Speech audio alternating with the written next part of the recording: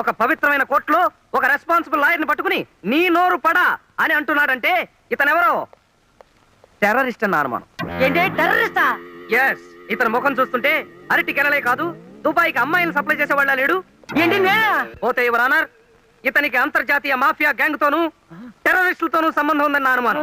పంజాబ్ లో జరుగుతున్న గొడవల దగ్గర నుంచి డార్జిలింగ్ లో గూర్ఖాల గొడవల వరకు, కాశ్మీర్ లో కలహాల దగ్గర నుంచి శ్రీలంక అల్లర్ల వరకు చార్లెస్ సోబరాజ్ తీహారీ జైలు నుంచి పారిపోవడం మహంకాళి హస్తం ఉందని తగిన సాక్ష్యాధారాలున్నాయని నా అభిప్రాయం. బాబోయ్, ఈనాడు ఉదయం ఆంధ్రజ్యోతి ఆంధ్రప్రభ పత్రికల్లో వచ్చే హెడ్లైన్ కేసులన్నీ నా మీద పెట్టేస్తున్నాడు బాబోయ్.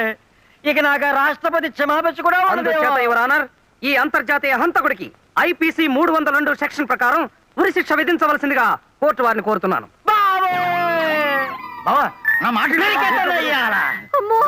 బాలరాజు, నా డబ్బు వేసేసి నన్నే కేసు ఎక్కిస్తావంటా?